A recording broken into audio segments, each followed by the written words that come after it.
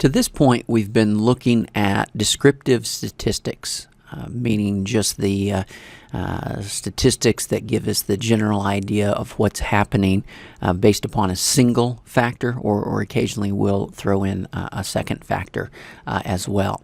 But I also want to share with you some other things that can be done with statistics from peer-reviewed academic research, where we get into journal articles that use more advanced statistical techniques. And so I want to give you some examples of what some of the things we can do with those more advanced statistical techniques. So once again, this is a study that uses the health and retirement study data. And this is one published from a few years back. But again, you will see these same kinds of relationships in the modern data as well. So we're taking a look at this. You see here, this is the article. If you want to look it up online.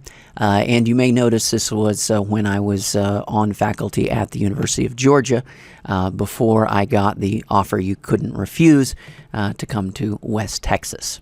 All right, so let's look at what is in an article like this. Now, we start with descriptive statistics.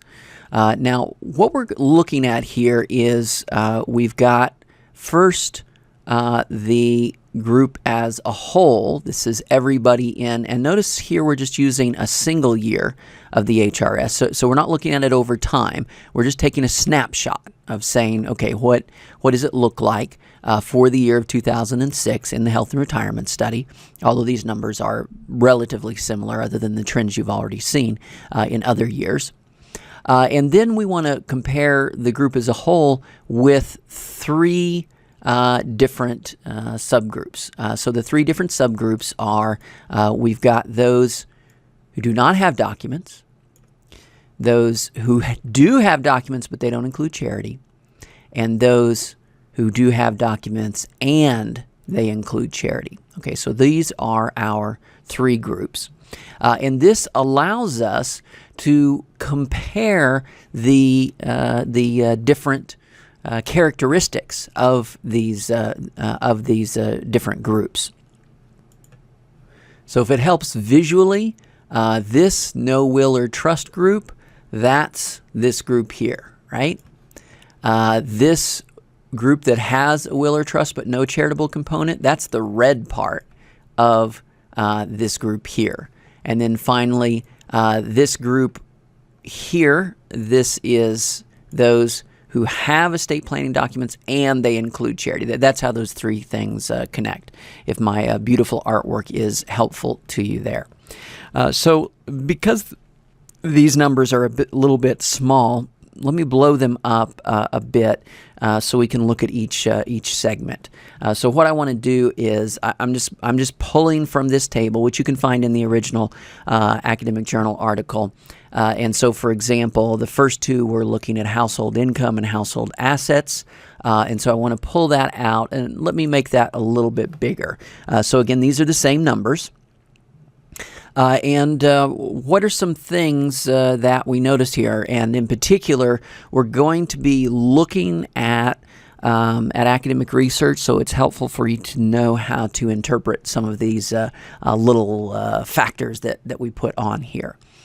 So first, these numbers, this is the average household income, okay, for the sample as a whole. So this is all 55 and above population.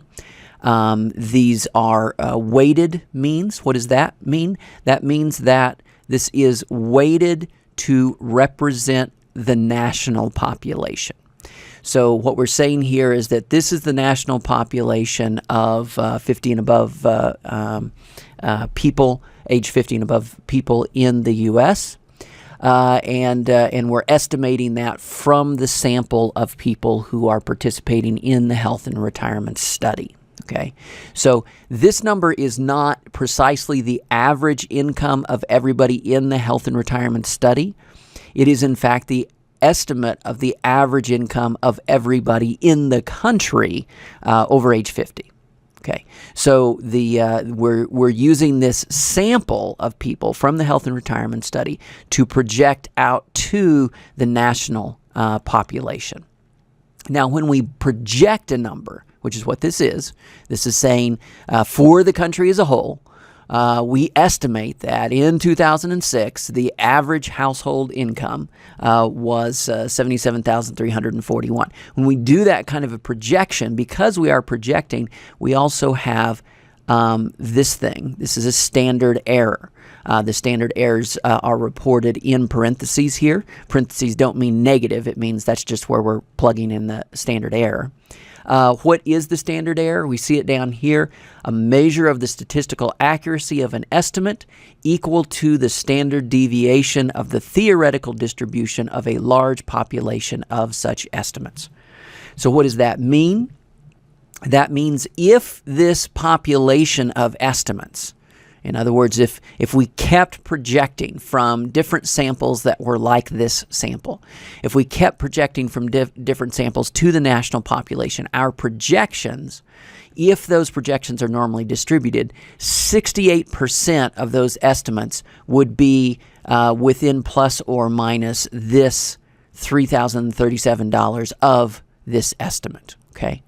And 95% of those estimates would be plus or minus twice this. So that means if we kept taking sample after sample after sample of people and we kept projecting to a national population, okay, that 95% of the time, our projected total household income for all of these, for everybody in the country is going to be somewhere between this number minus 6,074 and this number plus 6,074. So 95% of our projections are going to be in that range. So this number, this standard error, lets you know how precise we feel about this estimate, okay? So notice there are some numbers that we don't feel as precise about. Notice that when we look at, for example, those who have a charitable component in the will or trust, we don't feel as precise about that estimate of their household income as we do this group as a whole. In fact, if you notice here, we're just saying, well, 95% of our estimates, if we kept making estimates with this same sample size, would be plus or minus $50,000 of this number. Okay, plus or minus $50,000 of this number. That's a pretty wide range, right? And so that's telling you we're less precise on this estimate. Now, why are we less precise on this estimate? Because there's not that many people in this category, right? We're not as precise because there's not as many observations of people who actually have a will or trust component in their charitable plan. It's about 5.7% of this total group, all of the households in the survey. So because we've only got about 5.7% of people over here in this category, these estimates are much broader, right? We're saying that 95% of estimates, if we continue to make these estimates with the same sample size from different samples, 95% are going to be in plus or minus 50 grand from this estimate, whereas here we're saying 95% of our estimates are going to be within $6,000 plus or minus of this estimate. So that gives you a sense of why statistical tables will report not only the average, but this standard error. It's because this is not an average of everybody in the sample. It is a projection of the national average. And there's reasons why that projection is actually different than the average that we get from the sample. Let me give you some examples. We've got some people are less likely to take these kinds of surveys. And so when we get somebody from that group who's less likely to take these kinds of surveys, then we have to pay more attention to that person because they're actually representing a larger share of the population than if we got somebody from a group that loves to take these kinds of surveys. So you see how we sort of have to do that weighting to make a projection to what the real national sample is. So when you see this word weighted mean, that means they're projecting to the national population, which is what's taking place here. This is a projection to the national population. Now, it just so happens that this particular survey, it also includes respondents that it includes more respondents from particular groups on purpose. So it includes more Hispanic respondents than we would see in the national population because we want to have a large enough sample to be able to be confident about what's happening with Hispanic respondents, especially with this older population because there's not as large of a share of the older population as Hispanic. So they intentionally oversample that group, which means if we just took the straight average, it would not be representative of the national population because it's intentionally oversampling a particular group. So we need to have the weighted average to project to our national population. So that's what's taking place here. The next thing you'll notice is that we also get this additional number, which is the median. So for most numbers, we'll just look at the average, but when your numbers are really skewed, if you've got really extreme differences, sometimes you want to see the median as well as the average. And the reason is here, you notice that the average household income was $77,000, but the median again means half the people are below, half the people are above this number.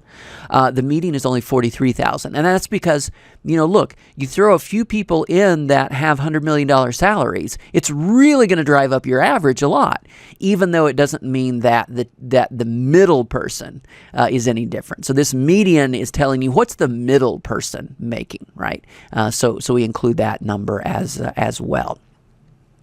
Okay, so that's just to give you a little bit of sense of what you'll be seeing whenever you look at statistics from a statistical table.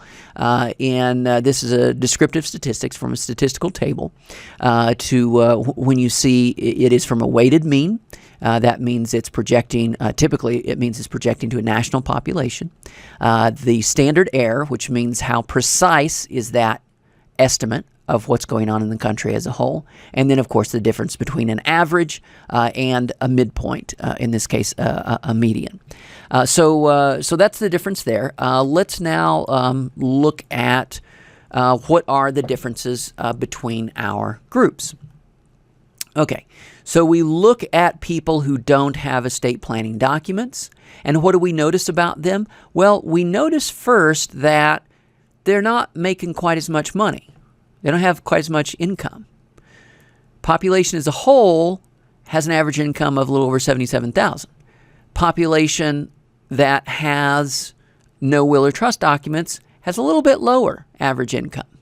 Now, is this difference something we should pay attention to? Well, that's where we get into what are called the p-values. And you notice here we get 3 stars.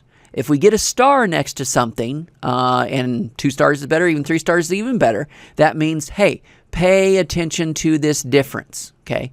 Pay attention to the difference between people who have no will or trust documents and people who have will or trust documents, okay? Why do we want to pay attention to it? Well, we want to pay attention to it because what it is telling us is that the difference between this group, and in this case, we're comparing this group with people who don't fall into that group. So the difference between those with no will or trust documents and those with will or trust documents, the difference in their income is not likely to be just a matter of random chance. In other words, this difference is so big, it's probably not just because we got a weird sample.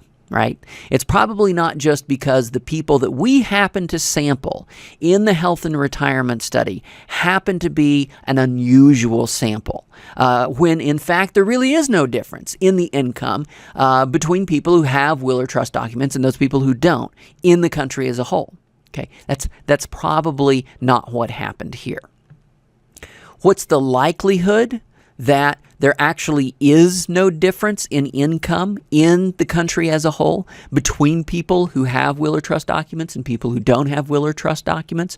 But what's the likelihood that that was true and we got this observation that shows this difference?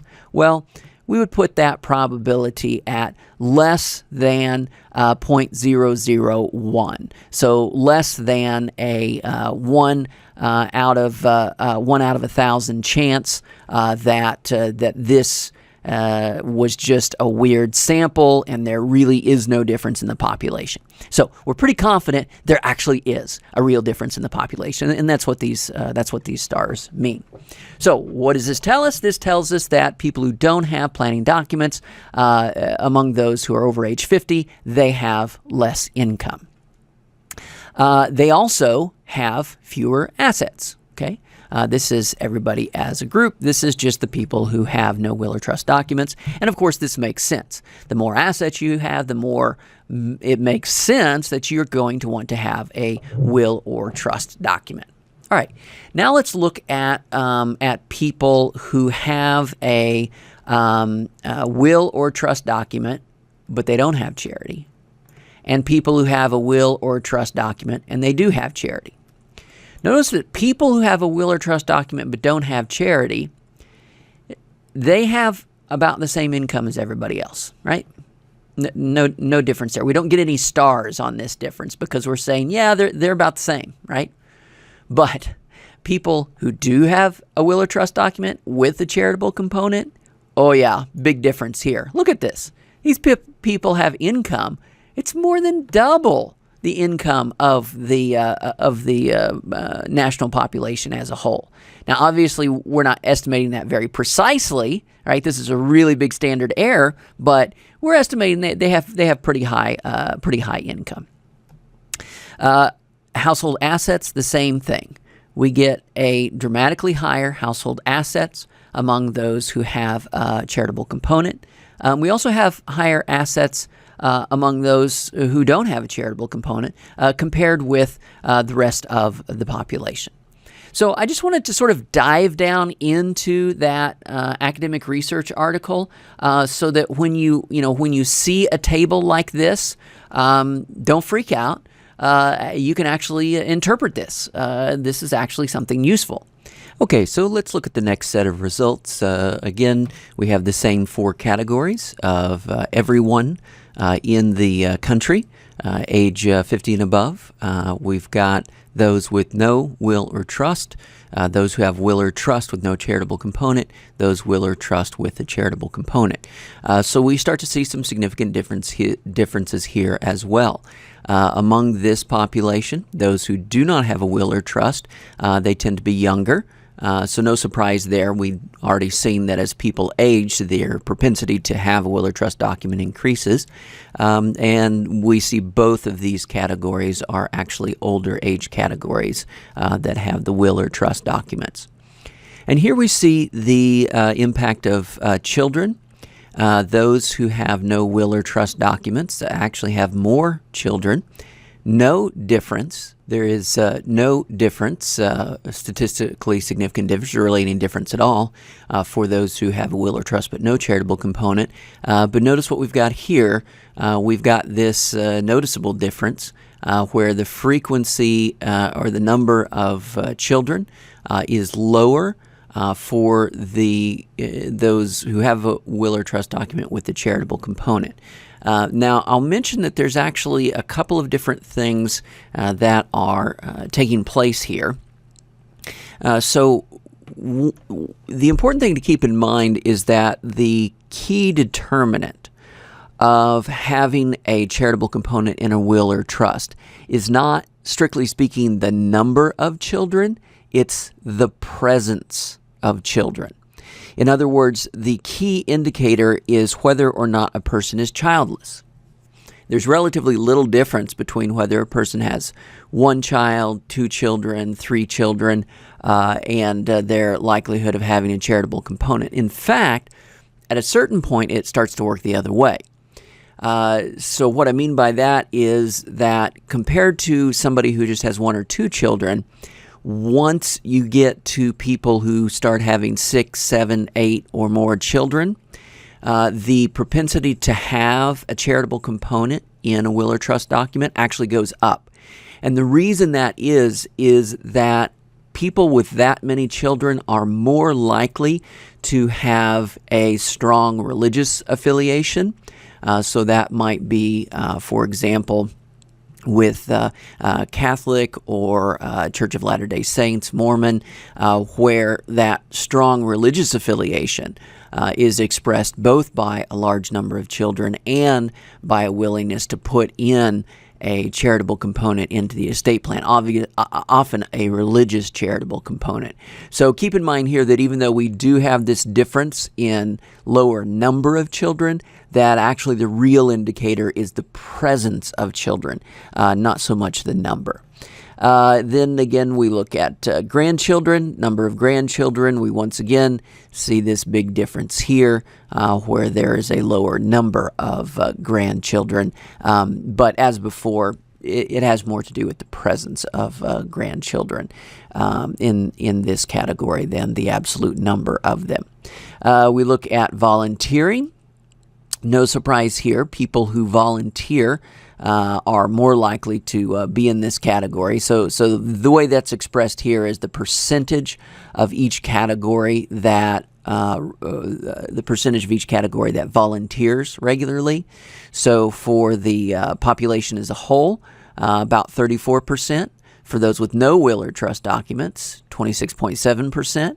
Those with will or trust documents, no charitable component, 38.6%. And look at this dramatic increase.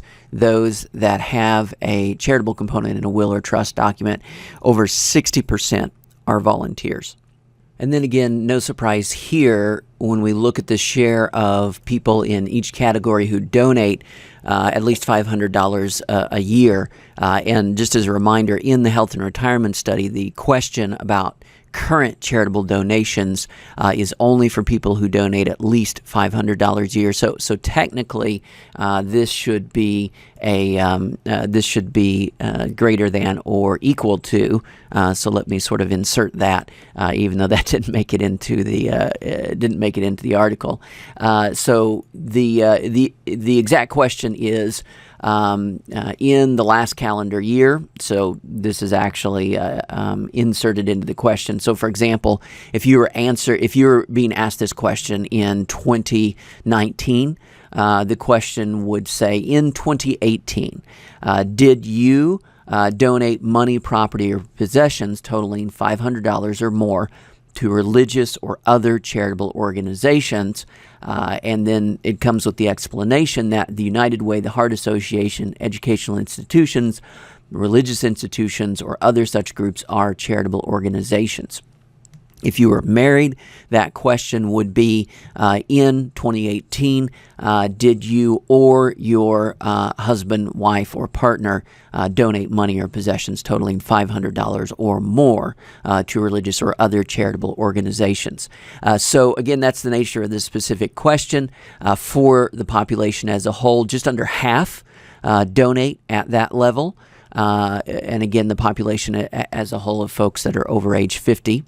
And those who do not have a will or trust document, less likely to be donors.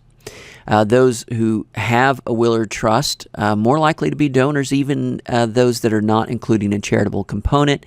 And here we see this very large difference. Those that have a charitable component in a will or trust document, 81%, over 81% are donors to charity. When we look at education, 19.5% of the overall population does not have a high school diploma for the population at this age, but only 6.7% of those who have a charitable component have not graduated. Again, when we come down here to having some graduate education, 13% have that graduate education in the population as a whole. Among those who have a charitable component in a estate plan, 33% have that. Here we look at the population as a whole at this age group. 9.2% Hispanic, non-Hispanic Black. 3% of non-Hispanic Black have a will or trust with a charitable component. And we also see that this is due in part to lack of documentation. We will look a bit later at some additional research that explores the more details about this barrier. Non-Hispanic White. This is 81% of this population. It's only 2/3 of the population without documents, and it is about 95% of the population that has a charitable component in an estate plan. It is about 92% of the population that has a will or trust component with no charitable component in the estate plan. Again, we're looking at Hispanic, represents 7.2% of the overall population, but it is almost double that share of the population that have no planning documents, and it is about 2% of the population that has a charitable component in an estate plan. A little more than 2% of the population that has estate planning documents with no charitable component. So also we look here at homeowners. About 73% are homeowners, but about 84.5% of those with the charitable component are homeowners. And here we look at monthly religious attendance. On average, 2.6 times a month people attend, but among those who are have a charitable component in their estate plan, much larger, 3.44%. Percent of those, the average monthly attendance is 3.5 times a month. So this group averages 3.5 times a month attendance. The overall population averages a little over 2.5 times a month in attendance. So we see that difference there.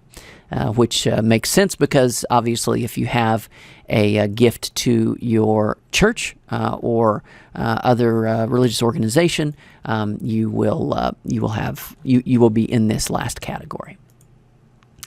Okay, some other factors here that may be of some interest. People give a rating for their own health. They're asked in general, how is your health these days? Are you in poor health, fair, good, very good, or excellent? So what do we know? We know that in general, about 13% of this over 50 population says they're in excellent health, but about 20.5% of those who have a charitable component say they're in excellent health, right? Poor health, 7.7% say they're in poor health, but only 4.2% of those with the charitable component say they're in poor health. So this might be a problem if you're waiting on the dollars, because when they actually are reporting poor health, those folks that maybe are closer to these gifts maturing, when we're actually going to use this will or trust, they're less likely to have that charitable component. But some other factors here. This is the percentage of the over 50 population that has ever been diagnosed with cancer. It actually excludes some minor forms of skin cancer. But if they've ever been diagnosed with cancer, about 13.5%. Among those who have a charitable component in their will or trust, it's actually getting close to 18%. It's also higher in those that don't have a charitable component, which sort of makes sense. If you get a cancer diagnosis, you have a tendency to say, yeah, let's get these documents done, right? Because you notice those that don't have the documents, they're actually a bit less likely to have been diagnosed with cancer. The same thing with a heart condition. Those who don't have documents, they are less likely to have been diagnosed with a heart condition. But we don't see that difference here with those who have the charitable component. So it's really just in this category. And then finally, those with the stroke, not really much difference here. A little bit bigger here, but because the estimate is so imprecise, we're not very confident that it's different from the population as a whole. So let's look at now. These are all descriptive statistics, but now we want to look at multiple regression. So this is the first time that I've shown you a table that has multiple regression in it. And what's different about multiple regression is we're not just looking at that factor by itself. We're looking at the change in probability of having a charitable estate plan associated with each variable. And here's the key. If the person did not differ in any other characteristics. Okay? So this is critical because, let me give you an example. We might say, oh, look, people who have higher income are more likely to have a charitable component, let's say. And people who have higher education are more likely to have a charitable component. Well, it could be that education actually makes no difference at all other than it gives you a higher paying job, right? And we can't tell that just from the descriptive statistics. In order to tell that, we have to use this multiple regression where we can say, all right, what's the effect of education if we're only comparing people who have the same income? Or vice versa, what's the effect of income if we're only comparing people who have the same education? Okay, that's what this allows us to do. This is a multiple regression table. So it tells us the change in probability of having a charitable estate plan that's associated with each factor, okay, with an increase in each factor, controlling for all of the other characteristics. So this is where we're actually really able to dive down into this factor and say, look, if we're looking at people who were otherwise identical, okay, they had the same volunteering, they give the same money, they have the same income, they have the same assets, they're at the same age, they have the same marital status, have the same gender. Among those people, what's the impact of more education?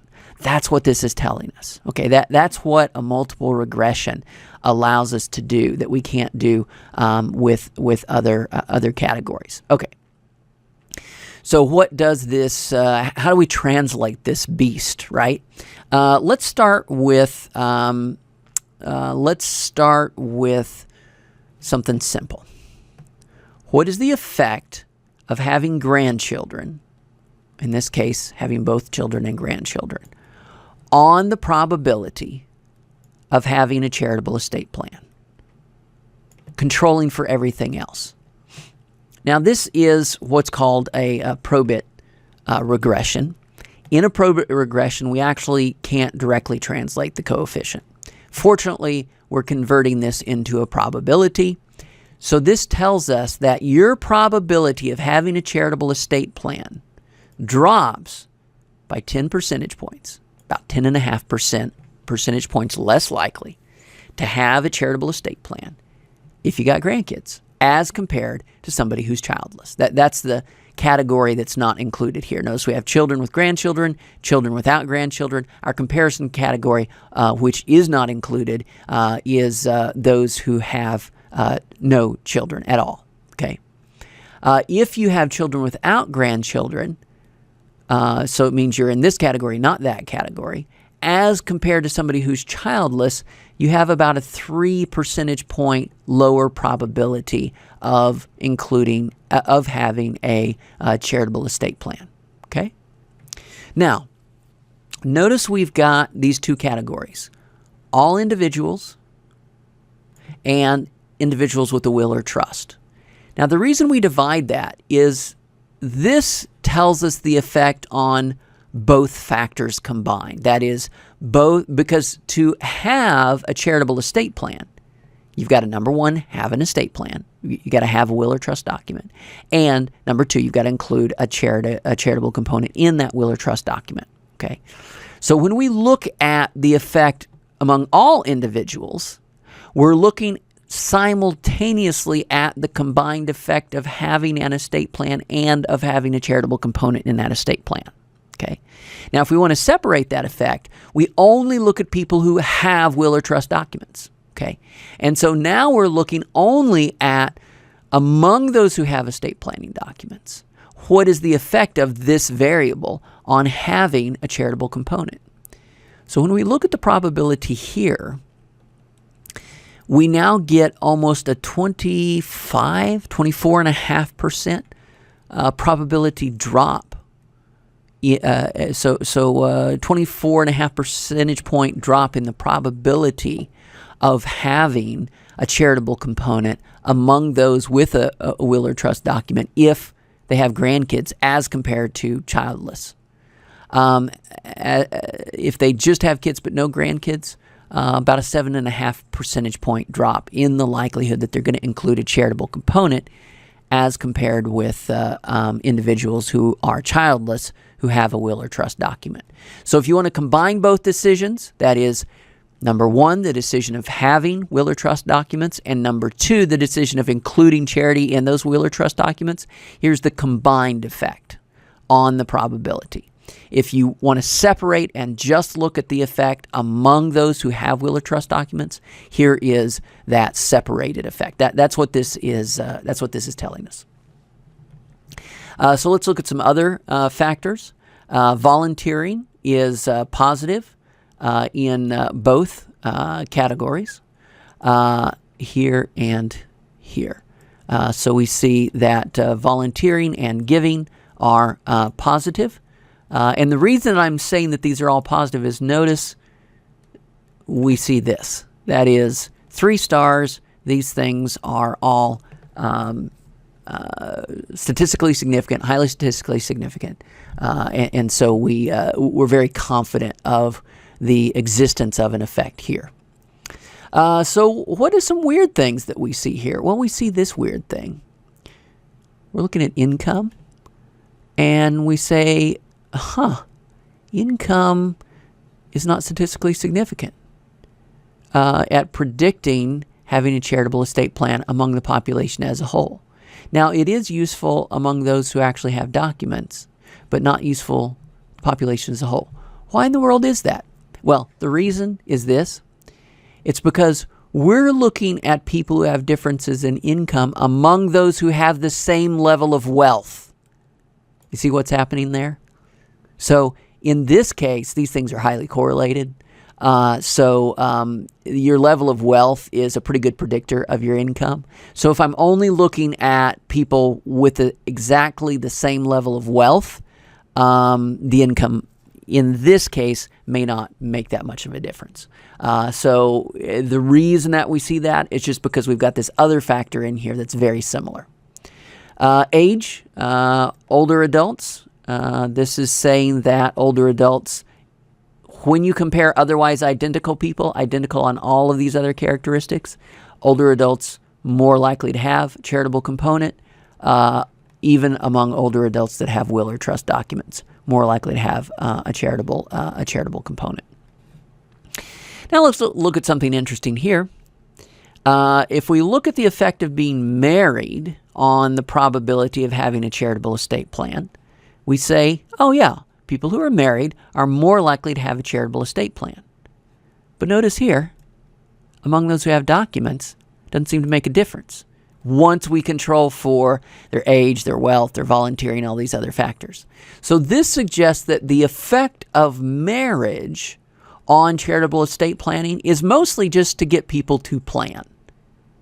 You see, because if we're only looking at people who already have the planning documents, it's not statistically significant. You know, we don't see these things, right? This says we can't tell, we can't see, we can't tell whether there's any effect of being married among people who are identical in all of these other characteristics.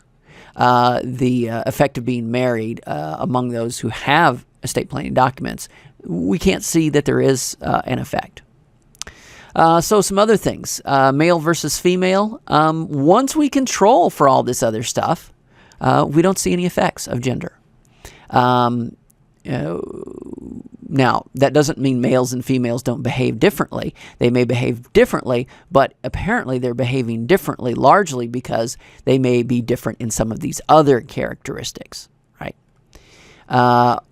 Education.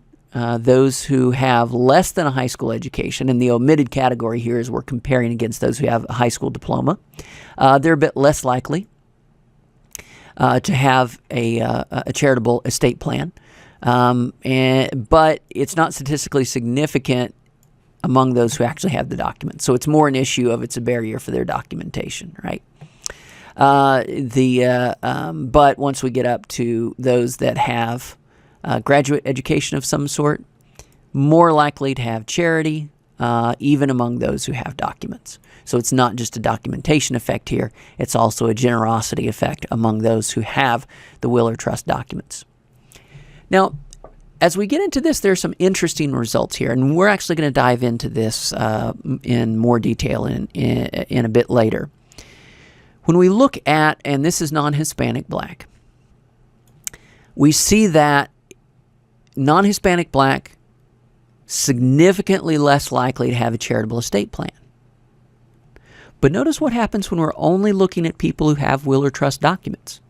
What happens at that point is that, in fact, this becomes non-significant. That if you are looking at black versus white, in this case black versus non-Hispanic white, black versus non-Hispanic white, there is no difference once they have documents. If you're looking at black versus non-Hispanic white who are identical on these other factors, right? So it's kind of interesting that there is a real difference when it comes to getting the documents done. But once the documents are done, there's actually no real difference here that can be observed. We can't tell that there's any difference. Same thing with Hispanic. We say, oh, yes, even if we control for all these other factors, Hispanics are less likely to have a charitable estate plan. But if we look at people who are actually planned, then being Hispanic, we can't tell that it has any effect on the tendency to include a charity in that plan. So we have a weird behavioral suggestion here that it may be the real barrier is getting planned. Because once we're looking at people who are planned, there's no significant association here, no difference. And same thing with homeowners, right? Homeowners, and we'll dive into this a bit more later, they're more likely to have a charitable estate plan, but it's just really because they're more likely to have an estate plan. Among those who have estate plans, if we're controlling for, for example, their overall wealth, overall income, all of these other factors, just that home ownership by itself, we can't tell that it makes any difference at all. Monthly religious attendance, that's an important factor. Now, one of the things I'll mention to you about this is that I've done a lot, and my PhD dissertation was actually on religious charitable giving, so this is a very familiar area to me. When we look at religion and behavior in general, charitable behavior in particular, it turns out that what is important is this number, frequency of religious attendance. It actually tells me almost nothing if all I know is the person's religious affiliation, right? If you tell me, oh, they're Protestant, oh, they're Catholic, oh, they're, whatever the denominational affiliation you want to give me is, or if they're a Buddhist or if they're a Muslim, that actually gives me almost no information about if they're going to be, if they're going to be giving, donating, all these other various behaviors. What tells me what is they're really going to be behaving differently is simply this: how often do they go to church or synagogue or mosque? Okay, and we see that here. Monthly religious attendance: those who attend more frequently, more likely to have a charitable estate component, even among those who have documents. Health rating. A better health rating, more likely to have a charitable estate component as a whole. The relationship gets pretty weak here. Those who've been diagnosed with cancer, in this case, what we see is, they're more likely to have charitable estate plan, but among those who actually have estate plans, we can't tell a difference. So it seems more that it's just a factor that gets you to plan, okay, as opposed to those that do not get you to plan. And here we see, notice that with stroke, presence of a stroke, more likely to have a charitable component here, more likely to have a charitable component here. Now, you might say, wait a second, but when we looked back at the descriptive statistics, we didn't see any difference. Remember this? Say, wait a second, there's no statistical difference here. Population as a whole, 6.3%. No will or trust, 6. What's going on here? This is not impossible. Let me explain what's happening here. Even though these group averages are very similar, these groups are very different. In other words, this group here is much wealthier. Okay, this group here, much wealthier, higher income, higher education in this group, higher wealth, higher education in this group, right? So this number is staying the same, even though other demographic characteristics of this group are dramatically different, right? You know, see how different we are here in education from this group to this group to this group. See how different we are in race and ethnicity among the different groups. See how different we are among these groups in charity, in volunteering, in all of these other categories. So even though we get no differences here in the percentage of each group that has a stroke, we have groups that are very different. So what that means is here, what we're looking at is what if we just look at the effect of a stroke among those who are of the same age, right? The effect of a stroke among those who have the same education levels, among those who have the same income and the same assets. And the same volunteering, right? The same charity, current charitable giving. And then we say, well, in fact, the presence of a stroke is actually a strong indicator of having a charitable component. It's just hidden in the previous results because of the differences in the different groups among their, for example, their income and their assets and their age and their education. But in fact, when we compare otherwise identical people, the effect of a stroke is, of those who have had any kind of a stroke, is positive. It predicts an increase. So just so you know, that's one of the reasons we do these analyses, because sometimes the simple descriptive statistics hide these kinds of relationships. So that's a little bit about who is likely to have a gift in their estate plan.